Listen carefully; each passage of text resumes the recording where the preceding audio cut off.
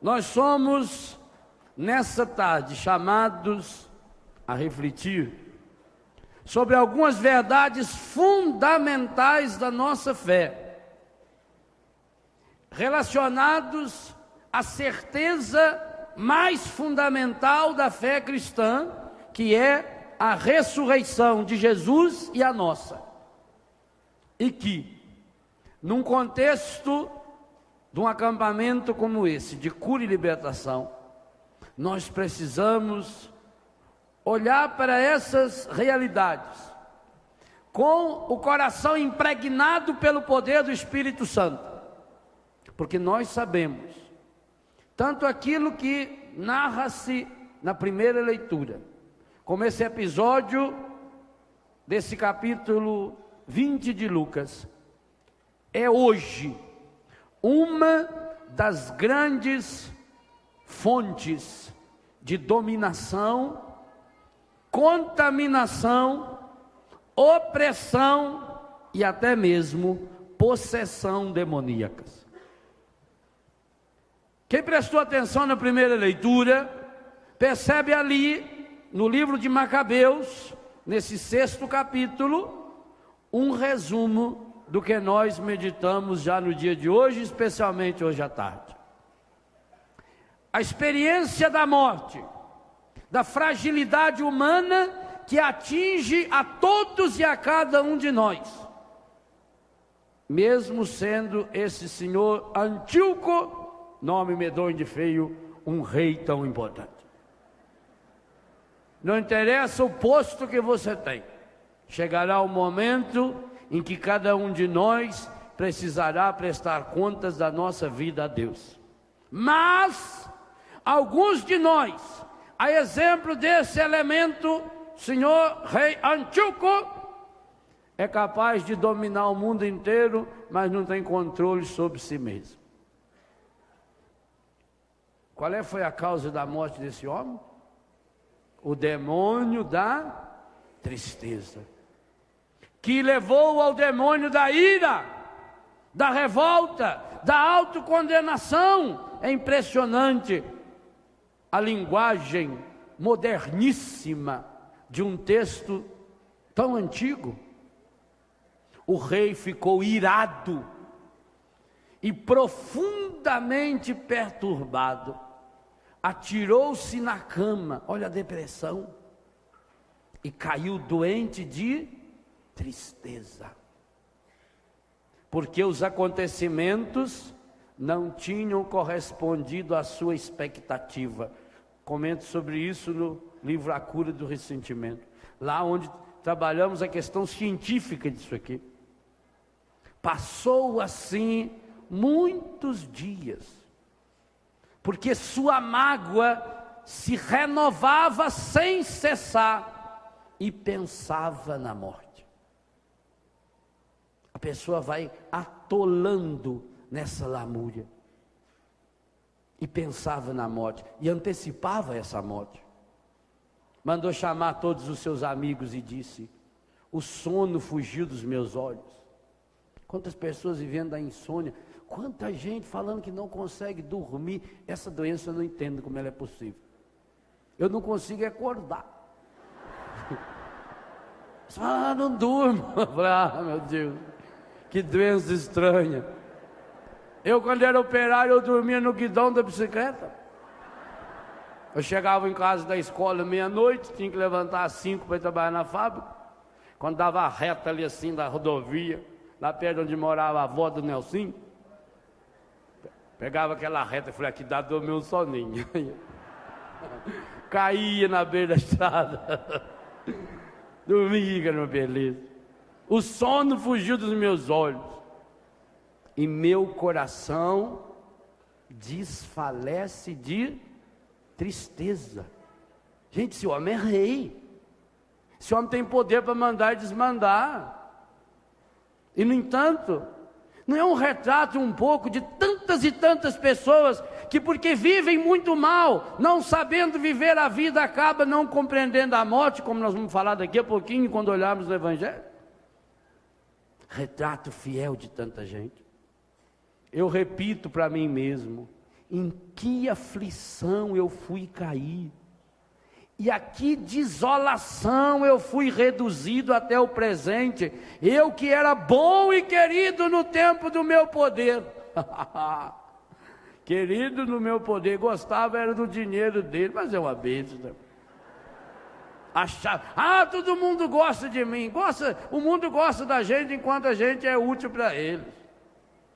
Todo mundo gosta de mim, deixa de ser besta. A pessoa gosta de você enquanto você serve para alguma coisa. Ó que não serve mais. Igual fizeram aqui com a anta do rei Antíoco. Antíoco até o nome é meio parecido, né? É uma anta oca, Antíoco. Por isso que tem gente hoje fazendo terapia das vidas antepassadas. Você já fez essas? Você já sabe quem são as suas antepassadas? Preciso descobrir. É parente do Antíoco, a anta oca. Mas agora eu me lembro dos males que causei em Jerusalém. A consciência da pessoa. A sua também, a minha também. Chega uma hora que a nossa consciência martela. De todos os objetos de ouro e de prata, cobiça, que saqueei, e de todos os habitantes da Judeia, que exterminei sem motivo. Reconheço que foi por causa disso, que todos esses males me fulminaram, e agora morro de tristeza numa terra estrangeira.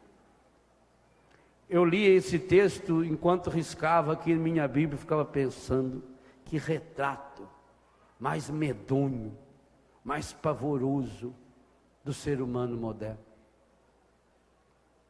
Mas o Salmo disse que a pessoa cai na cova que ela abre. Se você está caído numa cova profunda, meu irmão, minha irmã, sinto muito em dizer para você, mas a Bíblia afirma que você caiu porque você cavucou. Versículo 16 do Salmo 9. Caíram as nações no fosso que cavaram, prenderam-se seus pés na armadilha que armaram. Observem como a primeira e a segunda leitura nos preparam para esse encontro pessoal com Jesus, que nós somos chamados a ter a partir desse capítulo 20 de Lucas.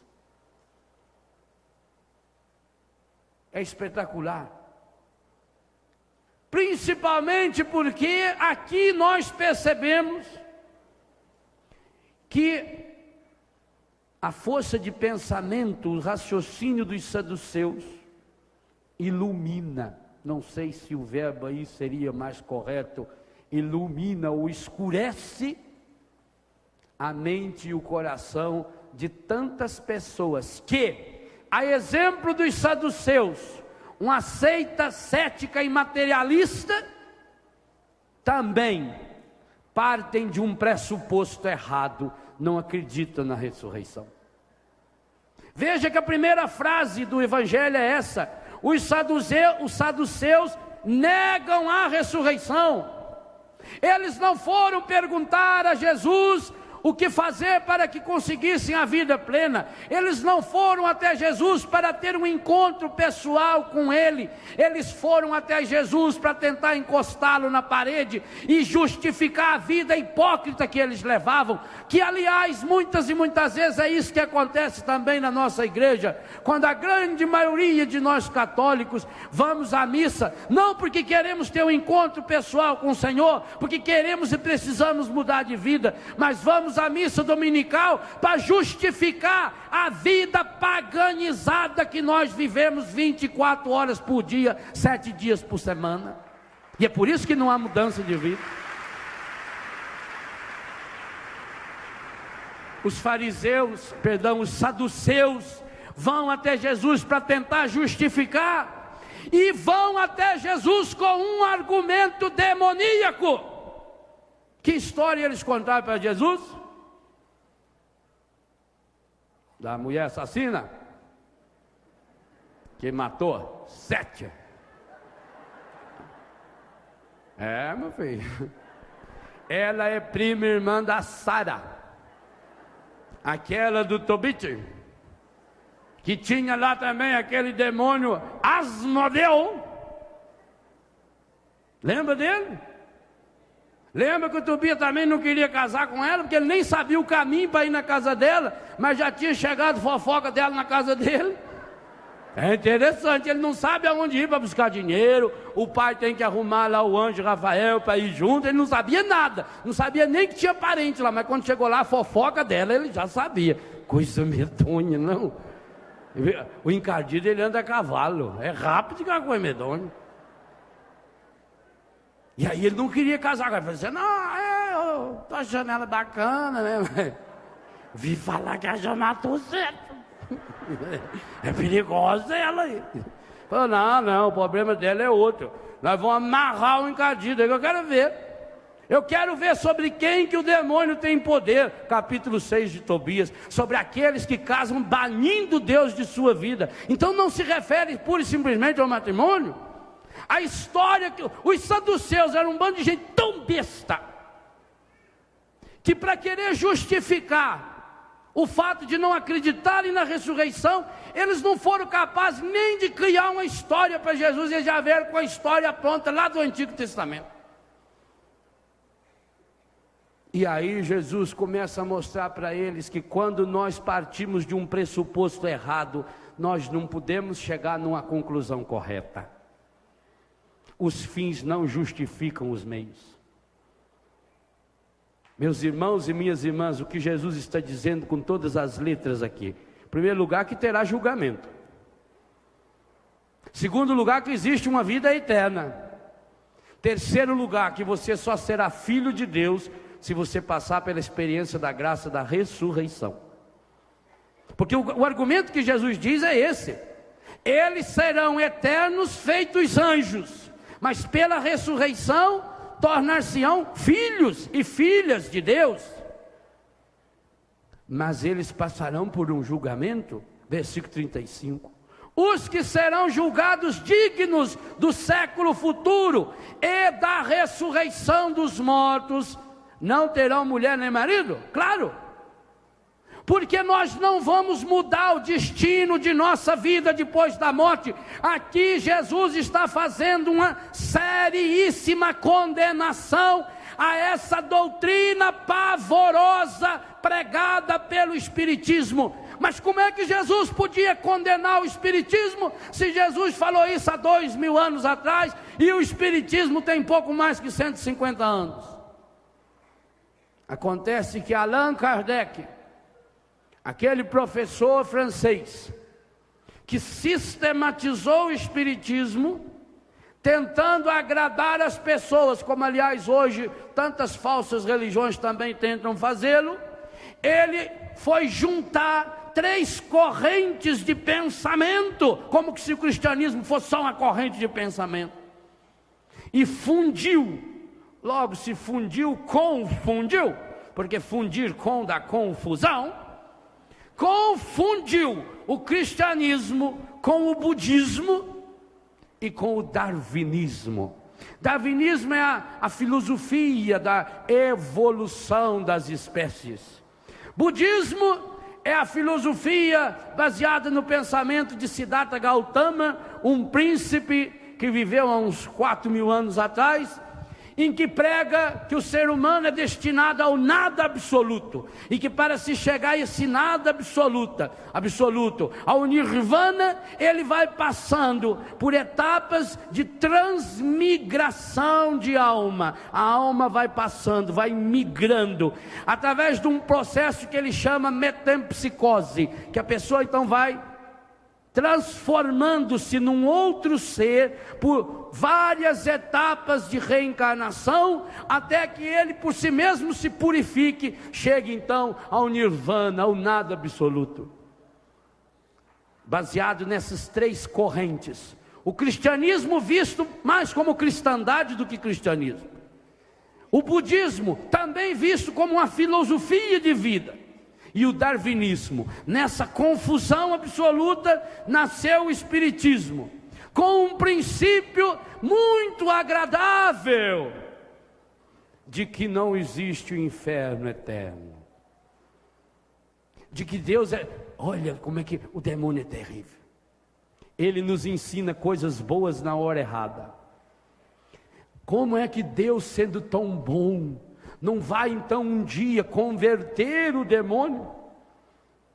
O problema do demônio não pode ser avaliado a partir da misericórdia de Deus. O catecismo da Igreja Católica diz com todas as letras: não é uma incapacidade contida na misericórdia de Deus que impede a conversão demoníaca, mas é a radicalidade da sua decisão. O demônio, como um ser livre, anjo livre, ele fez uma opção radical contra Deus. E porque fez essa opção, ele agora quer nos levar também a fazê-la. E como nós temos a liberdade, nós também podemos fazê-la. E Deus o livre e guarde. Mas a fé da nossa igreja nos diz que, assim como a decisão do demônio foi radical, ou seja, é absolutamente impossível a conversão do demônio. Isso é uma certeza de fé da Igreja Católica Apostólica Romana. Eu não aceito isso, padre, não aceito que se dane, deixe de ser católico. Agora, se você é católico, você assume a sua fé para valer, ou deixa de sê-lo.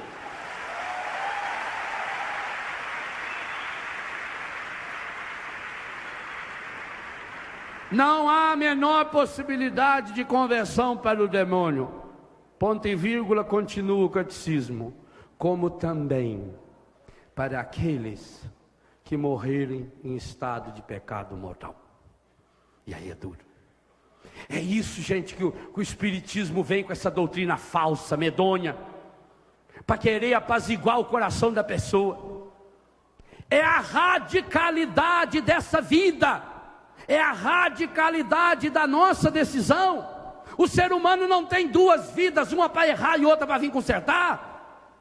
A nossa vida é única. Primeiro lugar, nós vamos ter que prestar contas para Deus. Está aqui, vai chegar o dia do julgamento. E esse dia, que nós devíamos esperá-lo com ansiedade e alegria. A volta de Jesus, que nós, na igreja, embora falamos isso em todas as missas, alguns de nós, inclusive de nós padres, não gostamos muito de falar que nós aguardamos ansiosamente a segunda vinda de Jesus, que nós precisamos estar cada dia mais felizes ao saber que cada dia que passa aproxima-se o tempo da segunda vinda gloriosa de Jesus, do julgamento. Nós não podemos temer ao julgamento, nem ao juízo particular, nem ao juízo final, porque será a primeira vez em toda a nossa história em que nós seremos julgados pelo coração de Deus, que nos sonda com a compaixão e não com a miséria e a hipocrisia desse mundo. Será o grande momento em que todas as injustiças que nós já fomos vítimas desaparecerão.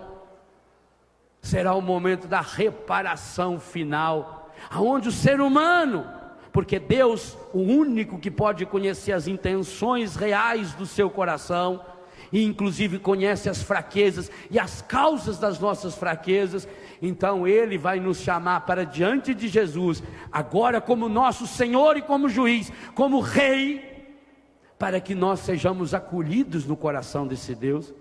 Mas meus irmãos, nós quando deixamos de pensar na radicalidade, na eternidade dessa vida plena, nós acabamos também justificando uma vida igualzinha à vida dos saduceus, uma vida baseada no materialismo, no ceticismo, nos sofismas, nos argumentos errados para satisfazer um momento de egoísmo pessoal. Não há, e fique bem claro, a menor possibilidade de uma conciliação, mesmo que você fale em ecumenismo, e nós precisamos falar em ecumenismo,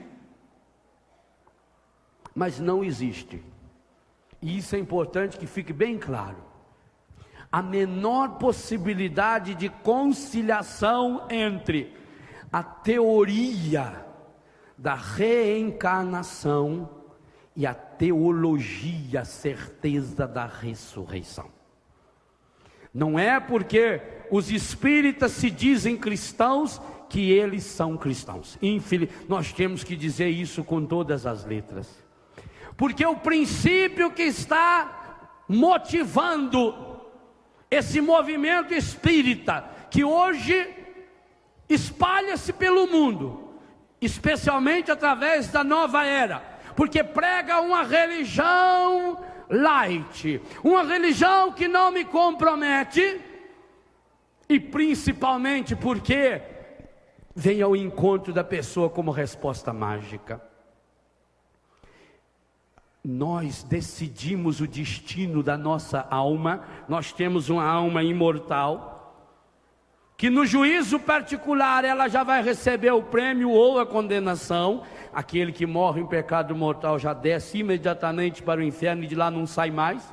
Vai ressuscitar no juízo final, para que a sua carne agora, unida à sua alma, pereça eternamente no inferno. E Jesus diz que nesse inferno tem fogo, portanto que é o lugar da tormenta, da ausência absoluta de Deus, da incomunicação, de saber que eu fiz uma opção radical contra Deus.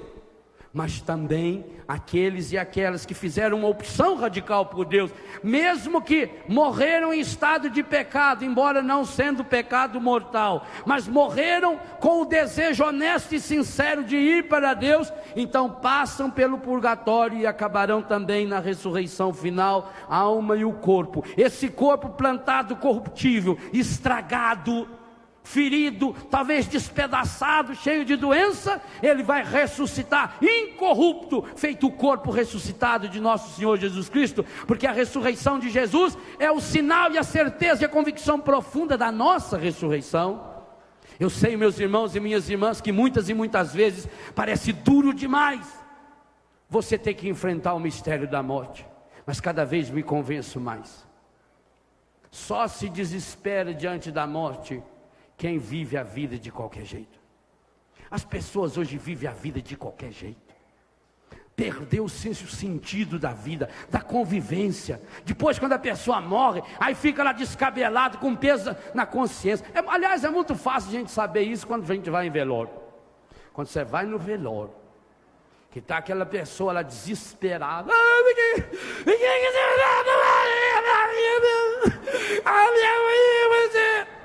Pode saber, peso de consciência. Não viveu como devia ter vivido? E depois então, em vida nunca mandou um bilhete para a pessoa. Em vida nunca mandou uma mensagem no celular, eu te amo.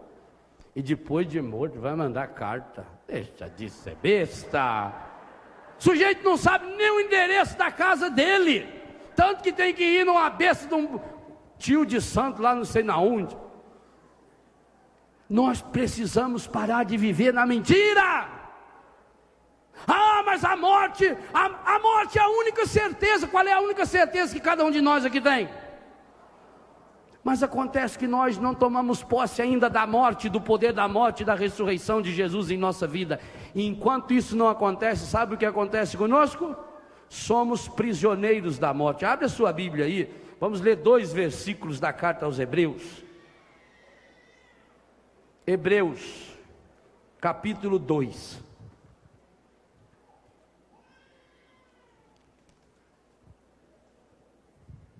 Versículos 14 e 15. É impressionante isso que o autor dos Hebreus, o mesmo autor que nos fala que há somente uma morte, e depois vem o juízo, está lá em Hebreus 9, 27. Aqui, em Hebreus 2, versículo 14. Os filhos participam da mesma natureza dos pais, da mesma carne e do sangue.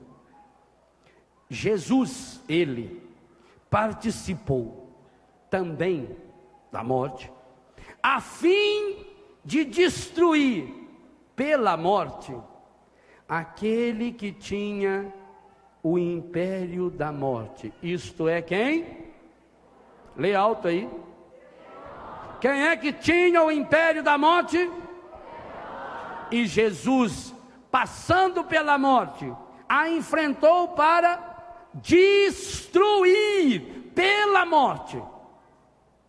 Jesus não fugiu da morte. Ele assumiu a morte para transformar em caminho de vida. E libertar, leiam o versículo 15. Aqueles que, pelo medo da morte, estavam toda a vida sujeitos a uma verdadeira escravidão. Vamos repetir? Jesus assumiu a morte para destruir pela morte aquele que tinha o império da morte, isto é, e libertar aqueles que, pelo medo da morte, estavam toda a vida sujeitos a uma verdadeira escravidão. Isso aqui é muito sério, porque nós estamos meditando a necessidade de sermos inteiramente do Senhor nosso Deus. E para isso, Padre Jonas profeticamente está nos colocando um texto que precisa ser multiplicado. Você que já tem, precisa comprar muitos exemplares. Nós precisamos fazer, ao menos todas as pessoas que nós conhecemos, nós precisamos ter a coragem de levá-las a conhecer a verdade que está nesse sim, sim, não, não. E por isso que a capa desse livro é verde e vermelha. Porque se o verde é o sinal aberto para essa vida plena, o vermelho é pare.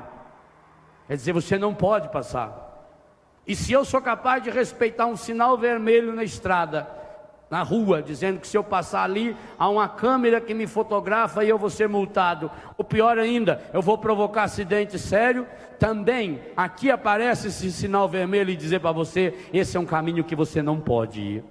O vermelho da capa desse livro aqui, o não, não, significa que há semáforos espirituais dizendo aqui para você, você não pode ir. Mas por que eu não posso ir? Porque se você passar, não se trata pura e simplesmente de uma multa que você vai levar, não se trata pura e simplesmente de um guarda que vai anotar a placa do seu carro. Se você passar esse sinal vermelho, lá na frente tem aquele buraco, aquele abismo, aquela cratera, e a fé da igreja diz que esse abismo é irreversível, que o inferno é irrevogável, é irreversível, que não tem saída de lá, e nós precisamos tirar nossos filhos, nossas filhas, nossos irmãos, nossos amigos, que estão caminhando presos ao medo da morte, para a destruição da morte, para o inferno. É hora de salvar aqueles e aquelas que estão amarrados pelo demônio. Olha bem isso que o autor dos Hebreus nos fala, meus irmãos, é coisa muito séria. E você lendo esse texto, você vai perceber como é que pessoas boas, o Padre Jonas fala da própria família dele, ou da própria experiência dele, que como jovem sacerdote, também acabou entrando num começo de um caminho desse, graças a Deus, acordou a tempo, viu o sinal vermelho a tempo, e por isso hoje ele pode ser sinal verde, para tanta gente que precisa encontrar o semáforo aberto que leva para essa vida plena, mas ele precisou ver o sinal vermelho. E meus irmãos, eu disse ao padre, primeira vez que eu peguei o livro, uma das coisas que eu gostei, é que não aparece aí o sinal amarelinho. A escrita está em amarelo. É atenção, porque nessas realidades não existe meio termo. Ou é verde ou é vermelho. Ou você para, ou você entra nesse caminho sabendo o salário do pecado é a morte. Mas não é a morte física, essa eu vou morrer, você também vai. Talvez você vai morrer hoje. Não sei. Quanta gente que nunca morreu está morrendo? Sim, senhor. Pessoa deita, olha que acorda, está morta. Fecha os olhos, não. Você sabia que você vai morrer? Hoje, amanhã, depois de manhã, não sei lá quando. Mas você sabia, pior ainda, que pode ser uma morte eterna? Que inclusive depois da ressurreição, do juízo final, é para continuar morrendo? Você quer viver essa vida? Se você não quer, não queira que ninguém possa ir por essa vida. Nós temos que libertar as pessoas que estão aqui, como diz o autor da carta aos Hebreus, libertar aqueles que pelo medo da morte estavam toda a vida sujeitos a uma verdadeira escravidão. São Paulo vai dizer a mesma coisa aqui para nós. Olha lá, 1 Tessalonicenses, bem pertinho aí de Hebreus, primeira carta aos Tessalonicenses, capítulo 4, versículo 13. Irmãos, não queremos que ignoreis coisa alguma a respeito dos mortos, para que não vos entristeçais como os outros homens que não têm esperança. E aí vira a página. Pela morte nós vamos estar para sempre com o Senhor. Versículo 18. Portanto, consolai-vos uns aos outros com estas palavras. A Bíblia nos dá uma certeza. Nós não podemos ter medo da morte. Porque quando nós temos medo da morte, nós acreditamos nas falsas doutrinas relacionadas à morte. Primeira grande falsa doutrina, reencarnação. Mas Deus não é misericordioso e não me dá chance. Acontece que a reencarnação também, a exemplo do que fez os saduceus, que partiram de um princípio estragado, e que Jesus vai falar. E aliás, se você ler esse mesmo evangelho em São Marcos, ele vai dizer: o grande problema seus é que vocês não acreditam na palavra e no poder de Deus.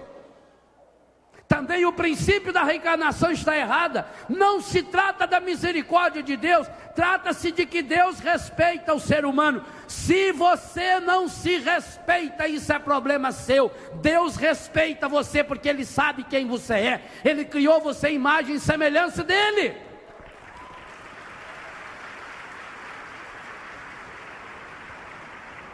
Baseada nessa primeira mentira, quantas outras vêm?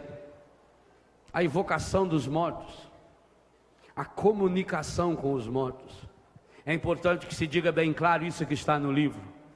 Quando uma pessoa vai em qualquer desses lugares demoníacos, mesmo que esses lugares tenham lindas imagens de santo, tenha terço, tenha roupa, que a pessoa faça o nome do Pai, porque o demônio é safado, sem vergonha, ordinário, e aqueles que estão lá, nós ouvimos hoje de manhã com todas as letras, eles foram consagrados, não, tem que achar uma palavra aí, porque consagrados são os meus consagrados aí de Betânia, os santos são consagrados. Eles foram contaminados, eles foram reservados para o encardido, eles sabem disso, eles sabem que pertence ao demônio, eles sabem o dono da vida deles. Então eles usam dessas artimanhas todas para enganar as pessoas, e para enganar as pessoas no momento em que a pessoa está fragilizada. Meu irmão, minha irmã, quem de nós já não passou pela experiência da fragilidade diante da morte e da doença? Todas as pessoas têm um processo natural diante de uma doença grave. Quando a pessoa descobre que tem uma doença grave, a primeira coisa que ela faz é negar. Fala: não é possível. Não pode ser. Vai ver que tem diagnóstico errado. Eu vou procurar outro médico. Eu vou pegar uma segunda opinião, uma terceira, uma oitava, 29ª. Então a pessoa nega. Depois que ela nega os exames, não, está lá, meu filho, está lá. O homem chegou em casa e falou: filha, como é a mesma doença que o médico falou que sua mãe tem? Parece esse nome de horóscopo. Falei: é câncer. Falei: depois que descobre que é dureza, aí vem a segunda reação diante da doença: por que eu? Tanta gente ruim no mundo. Quer dizer, se fosse para o outro, por que Deus foi levar o meu filho? Eu me revolto, tanta gente ruim no mundo, era pessoa tão boa,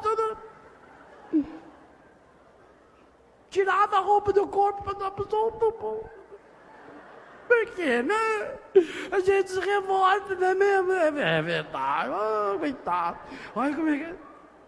Está tão sereno, né? Está morto, tá. Parece que está sorrindo, Parece que sabia que ia morrer, mesmo. Ontem ele passou, ele fez assim.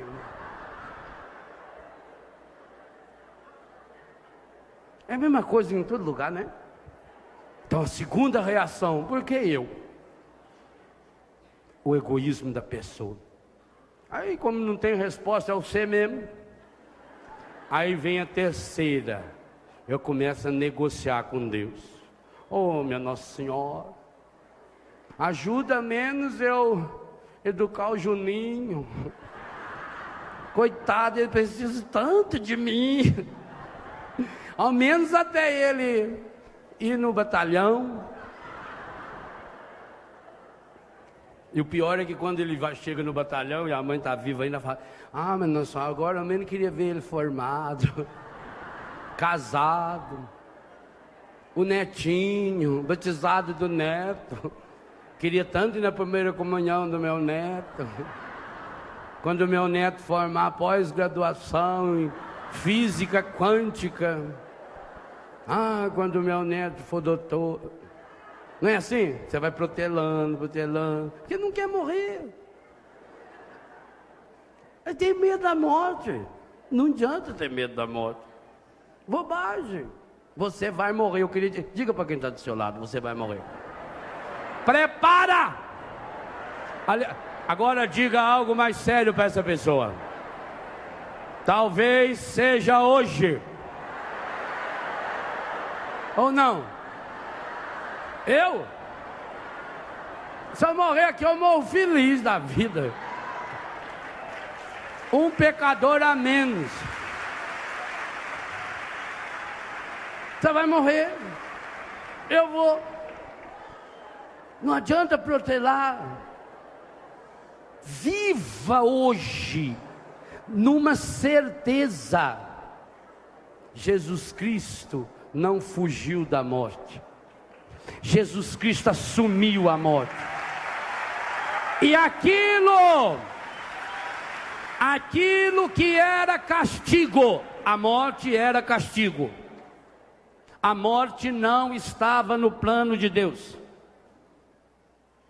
A morte não é criação de Deus. Fique isso bem claro, ou deixe de ser católico. A morte entrou na história humana como consequência do pecado. Portanto, originalmente a morte está ligada ao pecado, que por sua vez está ligada ao demônio. Por isso que ele é o dono da morte. Está aí o que o autor da carta aos Hebreus nos ensinou. Originalmente a morte não estava no plano de Deus. A morte entrou na história humana em consequência do pecado. Romanos 6:23, o salário do pecado é a morte. Mas Jesus, que veio para redimir o ser humano, assumiu a morte para destruir pela morte, o sentido negativo dessa morte. E por isso o cristão que acredita em Jesus, ele descobre um sentido redentor da morte. E por isso, absurdo dos absurdos, mas a igreja tem coragem de cantar. Na noite da vigília pascal, quando acende as velas no círio, no fogo novo, a igreja toda iluminada, o diácono ou o sacerdote canta aquele canto lindo chamado Exultat. E lá no meio daquele cântico há uma frase espetacular que diz: ó feliz culpa de Adão, que nos mereceu tão grande Redentor. Quando você tiver a oportunidade, leia o ofício das leituras no sábado da ressurreição, o sábado santo. A descrição maravilhosa do encontro de Jesus com Adão no inferno. Quando Jesus desce e vai lá libertar Adão, o primeiro criado por Deus. O encontro de Jesus, o novo Adão, para libertar o primeiro Adão que estava sucumbido pelo poder da morte. Jesus triunfou da morte pela morte. Por isso nós rezamos no prefácio dos mortos: para aqueles que creem em vós, a vida não é tirada, mas transformada, e passado esse corpo terreno, nos é dado no céu um corpo imperecível, um corpo semelhante ao corpo ressuscitado de Jesus. Então nós podemos também, meus irmãos, e aqui está um ensino maravilhoso, que ele vem dando show para o mundo inteiro, o poder redentor do sofrimento humano, que vem explicitamente nos ensinando sua santidade, o Papa João Paulo II.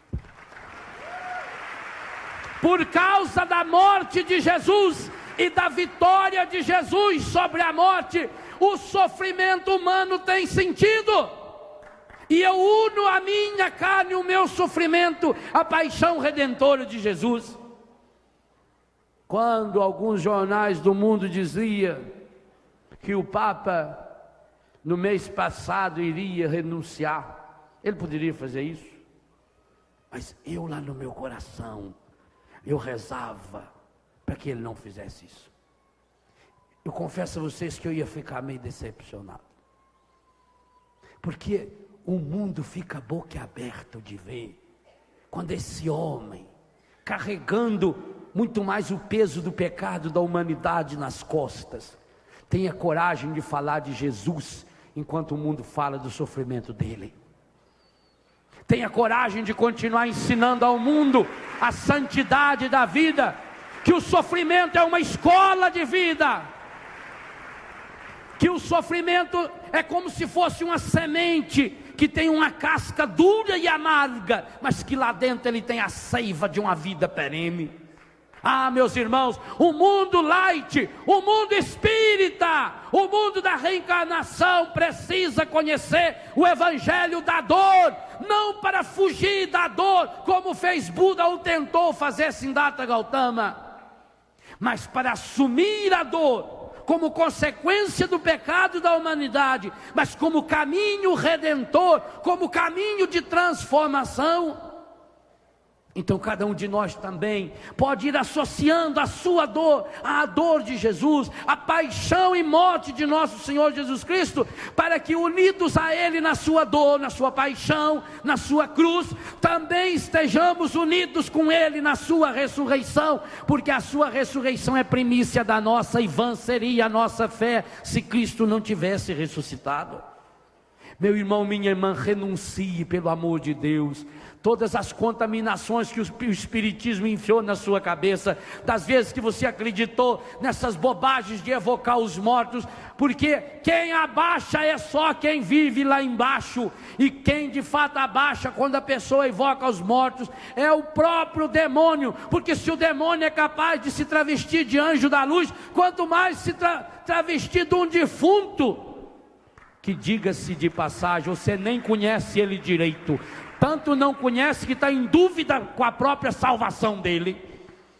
Então, meus irmãos, quando vier essa dúvida por um ente seu que já morreu, olha para você enquanto é tempo. A certeza da morte dá para mim e para você a garantia de que nossa vida não é eterna nesse mundo, que nós estamos aqui de passagem, que nós só temos o tempo dessa vida para fazer o bem, que só tem sentido nessa vida quando gastamos a nossa vida por uma causa. Quantos de nós estamos pedindo a cura das nossas enfermidades só para que a gente continue fazendo mal, continue no erro, continue no egoísmo, continue na mentira, continue na gula, na luxúria, na preguiça, na ira, na tristeza e na cobiça? Quantos de nós? É hora de nós enfrentarmos a certeza de que a ressurreição de Jesus conclama a que cada um de nós assumamos uma vida ressuscitada. Está lá em Colossenses 3, ressuscitados com Cristo, buscai as coisas do alto. Vossa vida está escondida com Cristo em Deus. Se você quer encontrar essa vida plena, essa vida verdadeira, não vai buscá-la nos centros espíritas, não vai buscá-la nesses terreiros de umbanda, quimbanda, em qualquer banda que você quiser. Vai no único lugar que a sua vida está escondida, que é o coração de Jesus, que Ele nos revela essa vida em plenitude. Mas para isso Ele passa pela cruz, assume a cruz, assume a morte e transforma a morte na fonte da vida. Ah, meu irmão, minha irmã, nós não chegaremos à ressurreição se não passarmos pela crucifixão.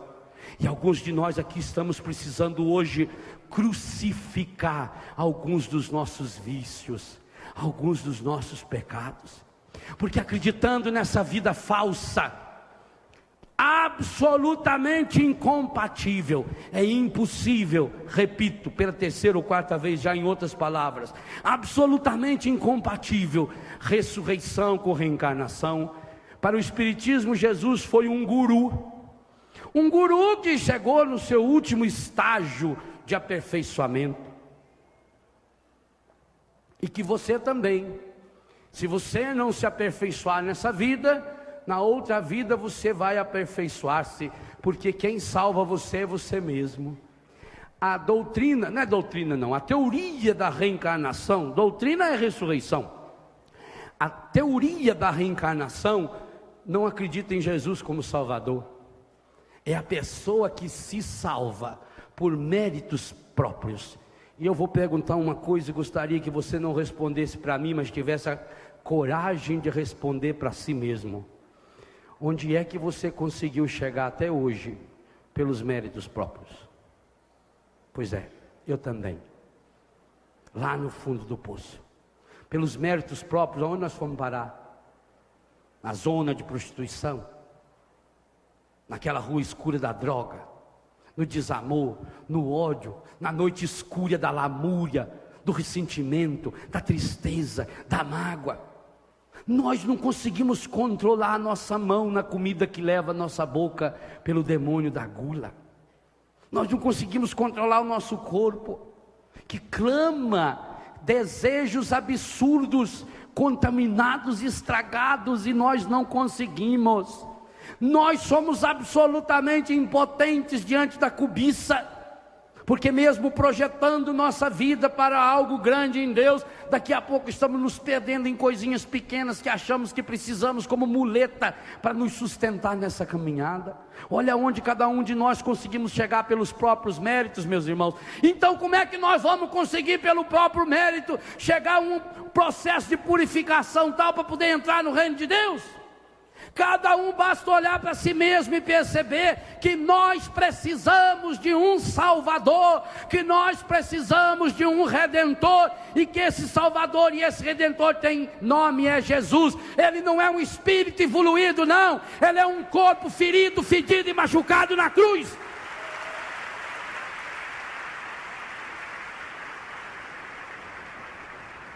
Não há nenhuma possibilidade de você unir ressurreição e reencarnação, porque ao acreditar na ressurreição, eu estou acreditando na minha responsabilidade pessoal, e que eu terei que responder diante de Deus as atitudes que eu tomo nessa vida, e que isso é irreversível.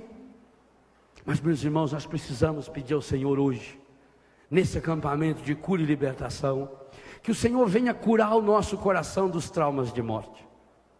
O demônio tem judiado muito de muita gente.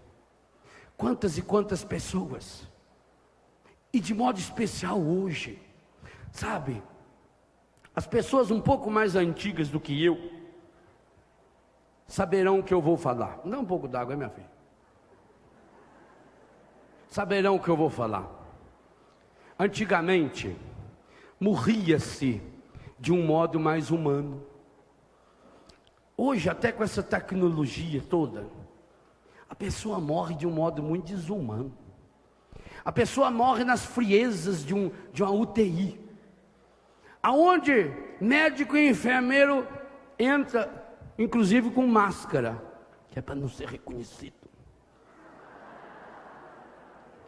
Põe a máscara. Aonde você vê o cuidado do seu pai, do seu filho, por um vidrinho. Antigamente a morte era mais humana. Morria-se em casa. Quantos reuniam a família na hora da morte? Chamavam os filhos. Eu me lembro, meu irmão que já está no céu, eu era um molequinho, quando ele chegou contando lá em casa que morreu o tio Sidraque, e que ele segurou a vela na mão do tio Sidraque. E ele se sentia bem com aquilo, ele se sentiu importante com aquilo, ele foi considerado digno de estar ao lado de um tio, numa hora tão importante. Morria-se assim em casa, no quarto, na cama, com a esposa, com os filhos. E ali também era o velório. Vinham os amigos, a família, rezava-se, chorava um pouco, já comia uns bolinhos, tomava as cachaças, chorava mais um pouco, rezava o terço. Tinha até umas comidas que se fazia. Em Minas, por exemplo, faz muito pão de queijo. O velhinho sentiu aquele cheirinho de pão de queijo e falou para o neto: filho, vai lá, fala para a avó mandar um pão de queijo para mim, vai. Ele voltou e falou: a avó falou que não, que é para o velório do senhor, não pode. Quer dizer, então já ia preparando o ambiente da morte. As crianças estavam ali em volta, passava a mão no morto, despedia-se do morto, levava-se o morto. O caixão era simples, quando tinha caixão, se não levava num lençol mesmo, se amarrava no cangaio de um burro e pronto, um outro burro e levava. Vai jogar na terra mesmo, para que tem que ter aquela caixa toda chique, deixa besta. Depois já veio uns caixãozinhos roxos, assim, que eram só umas armaçãozinhas de ripa. Aí vinha um paninho roxo, né? Só ficar lá com aquele algodão aqui no nariz. Podia ter assim, né? Ai, a família respeitava o luto. A viúva, o viúvo usavam uma roupa preta durante 7 dias, um mês. Ficava com uma tarja preta no bolso durante 1 ano. Durante aquela semana, até a missa de 7º dia, não se ligava o rádio em casa. Se tinha casamento na família, cancelava. Não fazia festa. Às vezes o vizinho mudava a festa dele por causa do vizinho que tinha morrido. Era uma solidariedade. Então as pessoas iam na missa de 7º dia, lá entregavam um santinho com o retratinho da pessoa. Aqui no interior, eu vi aqui em Lorena ainda, essa semana, as cartinhas na rua comunicando o falecimento, a missa de 7º dia. É algo humano. As crianças não fugiam da morte. Viam o pai, a mãe, o tio. Rezava-se, celebrava-se, chorava-se, mas acreditava-se numa vida plena. E hoje? Hoje morre-se trancado na UTI, sem ninguém. Alguns até não têm nem a alegria da dor da morte. Toma anestesia até para morrer, porque viveu anestesiado. Depois chega o corpo lá, você não sabe nem se é o corpo do morto mesmo. Talvez seja só a cara, o corpo, depois qualquer um leva o resto para estudar lá na faculdade. As crianças não vão lá na casa mortuária, no velório. A velha, para aguentar ali mais as últimas horas junto com o falecido, é poder de calmante. Às vezes é Lexotan, e quando é grave é Lexotan tam, porque já está... Não se saboreia a morte, não se saboreia a vida. Nós precisamos entregar os traumas de morte das pessoas que nós perdemos em nossa vida e vamos perdê-las. E isso nos dá uma certeza. Saboreie a presença do seu pai enquanto você o tem. Saboreie a presença de sua mãe enquanto você a tem. Saboreie a presença de seu marido e de sua esposa enquanto você os tem. Saboreie a presença de seus filhos enquanto você os tem. Isso você pode fazer. E eu tenho certeza, se você tiver coragem de dizer para alguém em vida: eu amo você. Se você tiver a coragem de dizer em vida para alguém: me perdoa. Tantas vezes a gente não tem a coragem de olhar para uma pessoa que a gente ama tanto e dizer: me perdoa, por favor, me perdoa. Eu não queria ter causado esse mal para você. Eu não queria ter machucado você. Eu não queria que você estivesse doente por minha causa. Me perdoa, por favor, me perdoa. Ah, se nós tivéssemos essa coragem, meus irmãos, então não teríamos a infelicidade de abrir a porta do coração e da vida para que o encardido nos dominasse nessa área tão humana que faz parte da nossa própria vida, que o Cristo passou por ela. Também aqui nós precisamos aprender com Nossa Senhora. Maria de pé aos pés da cruz, Maria que recebe no seu colo o corpo morto do seu filho, a Maria que crê na vida plena, na plenitude dessa vida, Nossa Senhora da soledade, da piedade, Nossa Senhora da dor, Nossa Senhora da alegria. Meus irmãos, minhas irmãs, nós não podemos deixar nos levar por essas propostas absurdas que hoje tem levado tanta gente à contaminação. Porque buscando a cura nas falsas doutrinas, nós vamos falar sobre isso amanhã ainda, buscando a cura nas falsas religiões, tomando esses remédios que fazem por aí, remédios marcados com a marca terrível do demônio, não assumindo a doença como um caminho redentor e a morte como um momento de humanidade absoluta, em que nós, serenamente, nos despedimos dessa vida, agradecendo a Deus o dom dessa vida, que é um prêmio, é dom dele, é presente, a sua e a minha.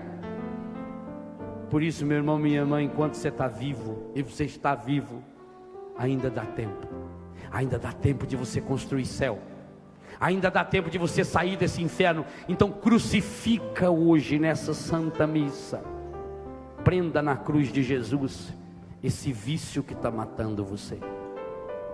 Crucifica hoje na cruz redentora de Jesus a gula, todos os pecados relacionados ao demônio da luxúria, todos os pecados relacionados ao demônio da cobiça.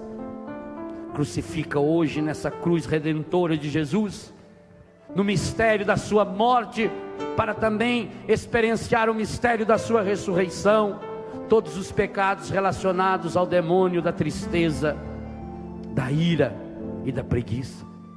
Crucifica hoje na cruz de Jesus a preguiça, fonte de tantos pecados, da malandragem, da safadeza, do roubo, da enganação, da mentira, e mergulha hoje no coração desse Deus da vida a certeza: o nosso Deus é o Deus da vida, o nosso Deus não é o Deus da morte, não é o Deus da doença, não é o Deus da desgraça, é o Deus da saúde, mas é o Deus que é capaz de assumir tudo isso na pessoa, no mistério, na palavra, na vida, na morte, na ressurreição de Jesus, para que com Ele um dia também possamos, ressuscitados, proclamar a glória eterna desse Deus que nos ama com amor infinito.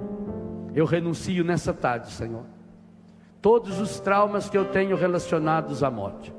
Eu renuncio, Senhor, nessa tarde, todas as contaminações que um dia eu assumi consciente ou inconscientemente, a partir do medo e do desespero diante da morte. Eu renuncio, Senhor, todas as contaminações, possessões, dominações e até mesmo possessão plena na minha história de pecado, relacionadas à crença da reencarnação. Eu renuncio hoje, Senhor, toda essa teoria espírita da reencarnação, da comunicação com os mortos, da evocação com os mortos. Eu renuncio ao demônio, autor e princípio do pecado. Eu renuncio ao ódio, tudo aquilo que nos desune. Eu renuncio ao medo da morte, todos os traumas relacionados à morte. E hoje eu acolho em minha história a morte de nosso Senhor Jesus Cristo, e com ela a ressurreição do Senhor, porque sei que minha vida está escondida com Cristo em Deus. Eu proclamo o senhorio de Jesus, o reinado de Jesus em minha vida, em minha história, e entrego ao Senhor nessa tarde os traumas relacionados à morte, o medo da morte, as teorias erradas, porque eu proclamo: Jesus Cristo é o meu Senhor, para a glória de Deus Pai, na unidade do Espírito Santo.